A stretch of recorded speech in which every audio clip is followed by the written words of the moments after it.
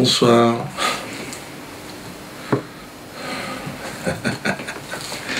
Non, c'est la guerre, là, vraiment, il y a des tensions extrêmes. Vous avez vu un petit peu la réputation qu'on essaye de me mettre sur le dos. Je serais vraiment la dernière des crevures. Vous avez vu ça? Apologie d'actes de terrorisme. Ouais, et puis en plus, il y a eu la nouvelle décapitation du journaliste américain. I'm sure you know exactly who I am by now, and why I am appearing before you. Le numéro 2. Bon, c'est pas moi, ça je le dis tout de suite, j'ai un alibi. Hein. J'étais ici. De toute façon, on voit bien sur la vidéo, le gars est beaucoup plus fin. Au cas où on me cherche, c'est pas moi. Déjà, j'ai pas passé la frontière. J'ai une petite idée sur la personne qui pourrait être impliquée dans cette affaire. Pour moi, ça se confirme, c'est un certain Kader de Bobigny que je connais. Une personne que j'ai croisée il y a quelques années. Moi, j'ai envie de dire, Kader, tu vas pas bien, rentre. Si tu m'écoutes, où tu te trouves, en Irak, en Syrie, arrête. Hein? Là, tu vas pas bien, t'es malade, t'as un problème psychologique. On décapite pas les gens. Hein? Rentre, reviens à Bobigny. J'ai parlé de toi à Jean-Luc. Il m'a dit, bon, il est prêt à te reprendre au garage. En stage. Alors pas tout de suite en carrosserie, mais tu gravis les échelons. C'est une chance qui t'est donnée. Parce que là, tu vas où avec ces histoires de décapitation? De toute façon, ils vont se foutre de ta gueule, tu parles même pas l'arabe. Kader, regarde-moi, tu parles pas l'arabe. Hein? Tu bordouilles 2-3 mots, Abdullah, tu parles pas rien du tout. Sache qu'à Bobigny, les gens, tu commences à donner une très mauvaise image de la banlieue parisienne, à décapiter des gens comme ça dans le désert. Les enfants qui s'identifient commencent à décapiter des chats. Aujourd'hui un chat, demain c'est quoi? Une maîtresse d'école? T'as pensé aux jeunes? Il y a même l'imam de Cergy-Pontoise, Boubacar. Je l'ai croisé l'autre jour, Bouba, je lui ai dit qu'est-ce qui se passe? Il me dit bon bah il déconne, c'est pas l'islam. Décapiter un homme avec un couteau à beurre comme ça de manière un peu complètement dis-donc. Il me dit ça aurait été un couteau à pain, c'est pareil, la question n'est pas là. Il me dit on ne décapite pas les gens. Tu bosses en fait pour le sionisme, tu bosses pour les Rothschild, là, sans le savoir. Hein, à ton insulte, ton plein gré, j'ai envie de dire. Donc allez, ressaisis-toi. Bon, alors le procès contre mon directeur de la publication, Germain Gueff. J'aide beaucoup les dernières fois, mais Ludo, je comprends pas, c'est ton directeur de la publication, qu'est-ce qui se passe? Bah ça foire. Enfin ça foire, non, c'est vrai que Germain a permis à Ayam Dieudo TV de passer de 10 000 à plusieurs millions de personnes. C'est vrai qu'il a fait un excellent boulot. Mais l'administration pénitentiaire lui a dérobé de manière frauduleuse, de manière crapuleuse, son ordinateur. Donc il ne peut plus travailler. Non, je sais Roger, non mais t'es là. Oui, il y a Roger la mouche, oui bien sûr. Oui, mais c'est pas pareil Roger. T'es une mouche. Oui, non mais on t'aime bien, tout le monde t'aime bien Roger.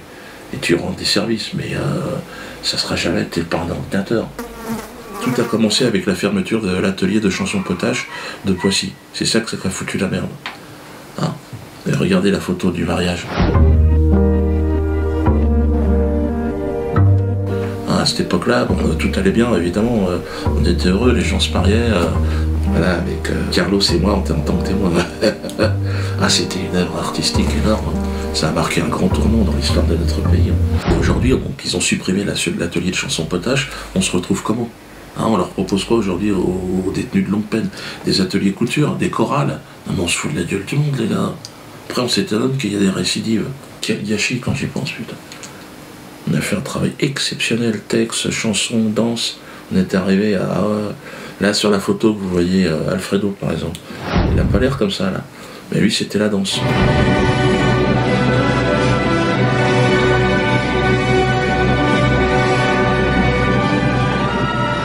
Au départ, Alfredo, c'est pas la danse. Hein. Enfin, il a fait danser des gens, mais... Bon. Et aujourd'hui, il danse. Il faut savoir qu'il tient les pointes, il tient 30 minutes. J'ai vu un petit rat de l'opéra, il m'a dit c'est exceptionnel. J'ai dit, ben ferme-la. Évidemment que c'est exceptionnel. Carlos, tiens, vous voyez ici, il est bientôt dans sa 20e année, lui. Il n'a plus rien à faire là, donc enfin bon. Lui, Carlos, c'est la chanson. Hein. Il nous a fait une interprétation de Tiens, voilà du boudin. Moi, j'ai envie de chialer. J'ai pleuré. J'ai pleuré quand j'ai entendu Tiens, voilà du boudin. Et ça, personne ne peut le savoir. Il faut qu'on puisse partager tout ça. Aujourd'hui, on a Minouche, Mehdi Minouche. Et il voulait faire un attentat au 14 juillet, on a l'impression que... Et on s'étonne. Pourquoi? Parce que les prisons françaises fabriquent des hystériques. Minouche, pour l'instant, il est enfermé dans une logique. Il faut l'aider, hein. Moi, Minouche, vous me le laissez entre les pattes, Minouche, en 6 mois, Je t'en fais un petit chaton, Minouche. Et je lui mets une petite coupelle de lait, il vient laper. Il est pédard, il est tranquille. Il te fait un salto dans la piscine, il pense plus, lui, à aller égorger des gens. Parce que je le fais chanter, parce que je le fais ressortir ça. Ah ouais. Et Christiane, qu'est-ce qu'elle fait pendant ce temps-là? Mariez-vous, enculez-vous en prison, je crois que j'ai juste ça.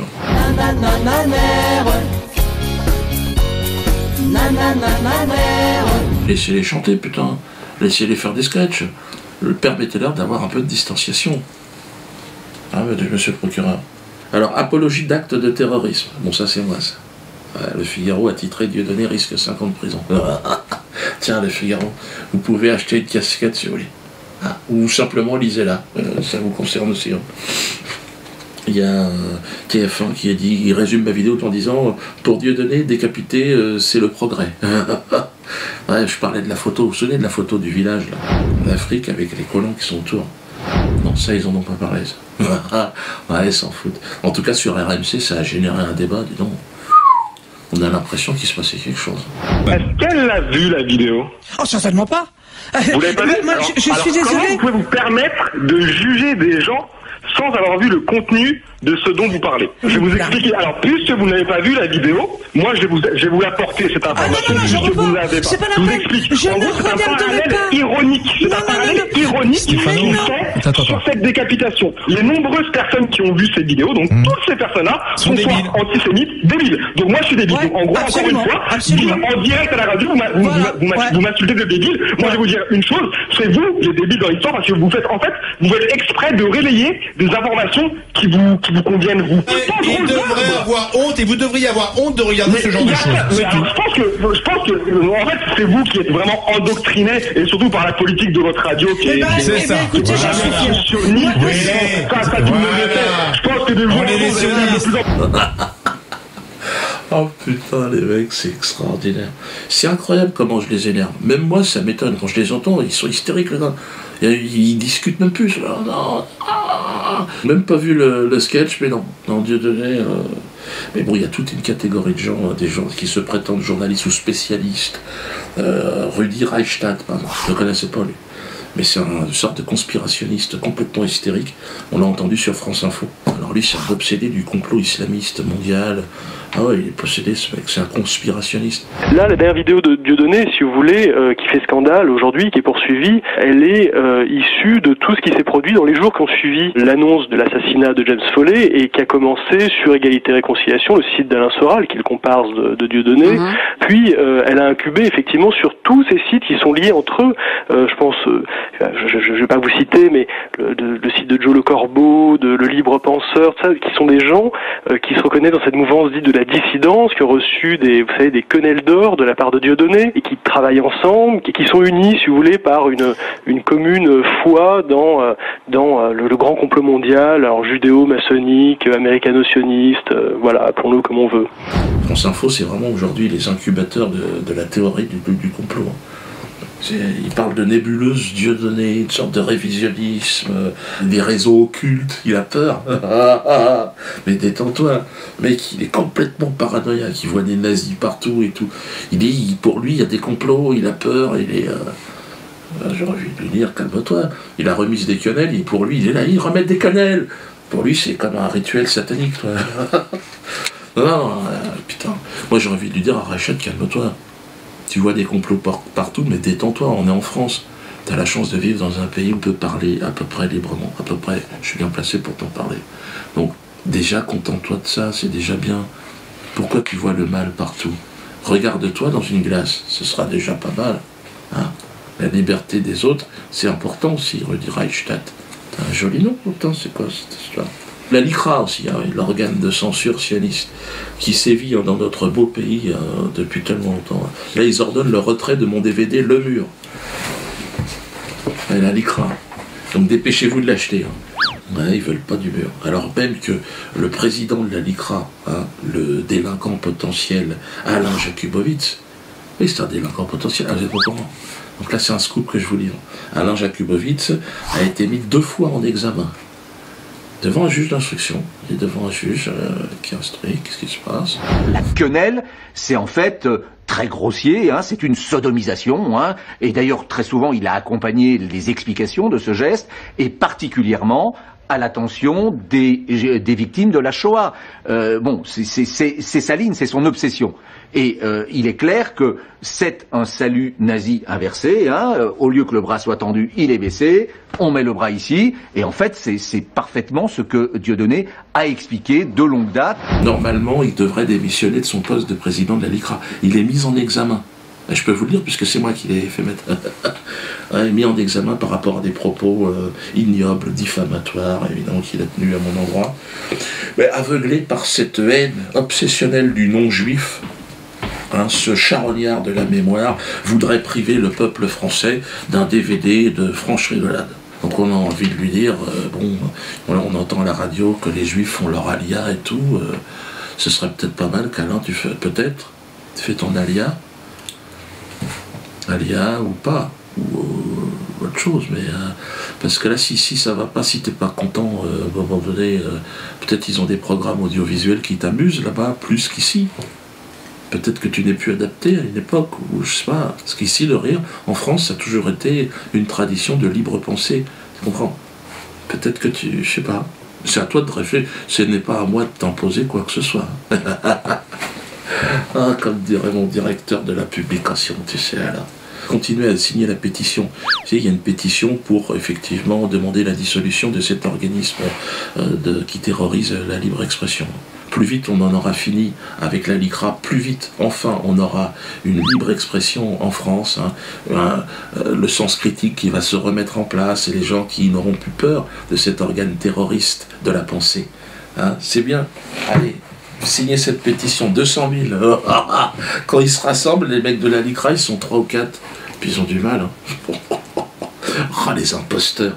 Bon, vous avez vu aussi Google France. Voilà, Google semble avoir capitulé devant l'occupant.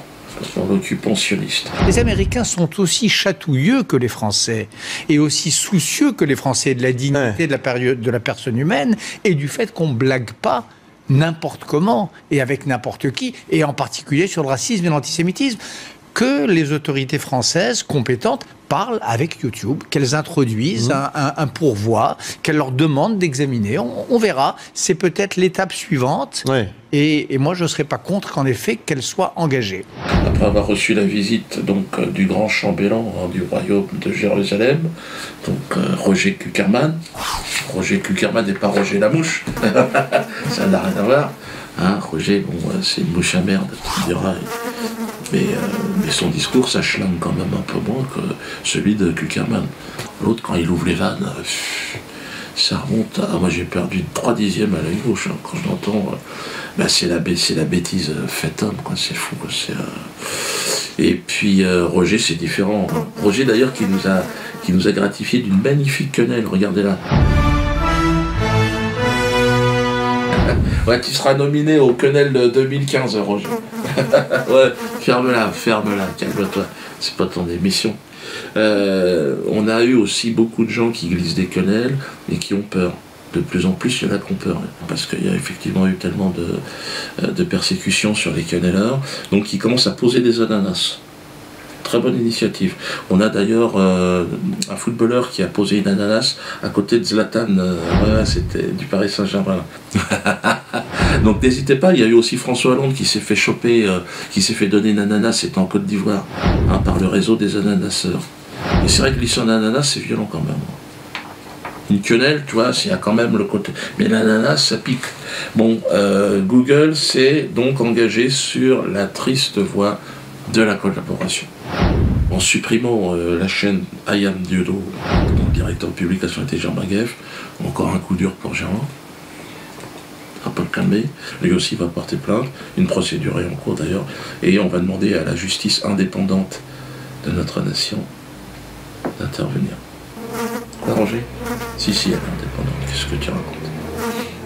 Oui, tu veux parler du Conseil d'État, oui, de l'ordonnance Dieudonné qui s'est rendue en moins de 2 heures. Non, mais c'est un accident, Roger.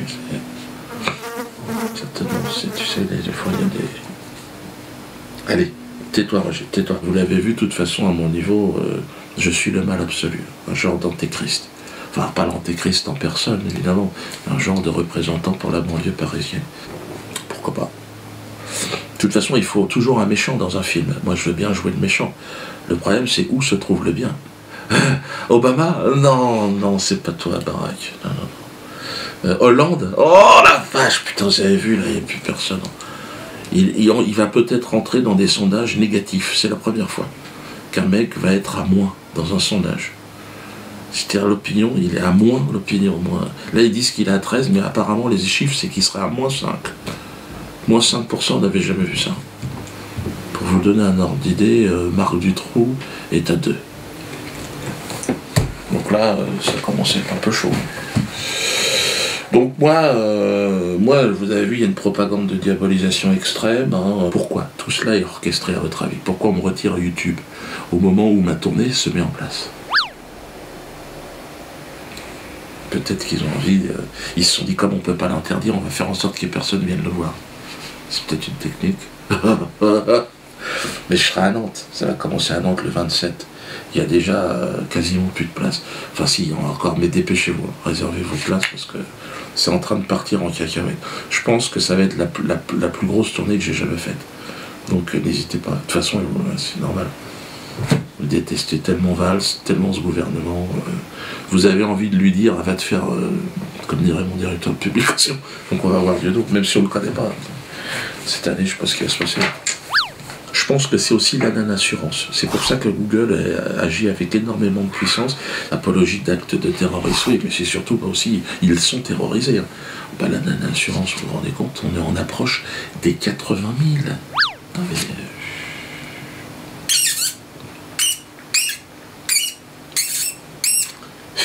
là, on est en terrasse. Là, ce qui est en train de se passer, on est ailleurs. Donc là, on est en phase d'atterrissage. Parce qu'on a dit que ça serait des 100 000. Hein, donc là, PNC aux portes, oui, préparez-vous à l'atterrissage. Moi j'ai la mouche, ouais, on commence à descendre. Sortez le train d'atterrissage, 100 000. On est près des 100 000. Ferme-la, ferme-la, ferme-la, Roger. Hein, donc on va atterrir à 100 000. Et 100 000, bon, c'est le point de départ. C'est pour ça qu'ils sont terrorisés en face. Parce que l'assurance, après la banque... Après, on fait ce qu'on veut, en fait. À partir du moment où on représente, vous voyez, un pouvoir comme ça, un contre-pouvoir, 100 000 personnes, c'est énorme. En parlant de terreur, il y a eu le bouquin de Trierweiler, et là, maintenant, il y a celui-là. Ça va être la deuxième étape. Trierweiler, c'est les affaires de Fion, et ça, c'est les affaires de justice. Le gouvernement, normalement, ne devrait pas accepter ce bouquin. C'est mes deux avocats, de Stefano et Mirabeau, qui l'ont écrit. Même moi, j'ai peur de ce qui va se passer. Hein. Parce que là, il y a une enquête parlementaire qui va être dans la continuité de cet ouvrage. On a déjà 2 députés qui ont dit, vous savez pas, on s'en occupe. Là, on a les preuves, hein, et donc c'est dans le bouquin, hein, de l'argent, comment il est dépensé en France, notamment en ce qui concernait mon affaire. Et vous allez être très surpris de savoir ce qui s'est passé. Même moi, je suis sur le cul. Moi, je l'ai posé là, j'ai même peur de... Là, ça sent le soufre. Je vous en avais parlé il y a quelques mois. C'est parti. Et si je vous dis qu'ils m'ont fait un chèque, qu'est-ce que vous me dites? Un chèque pourquoi? Pourquoi l'État français, je fais un chèque de 200 000 €? Je pose la question. On vous a pas tout dit? Donc Manu, accroche-toi maintenant. Enfin, accroche-toi à quoi? Ta bonne femme qui va pouvoir essayer de te reconsoler, mais là, ta carrière politique s'arrête avec la sortie de ce bouquin. Tout est dedans. Allez. La quenelle,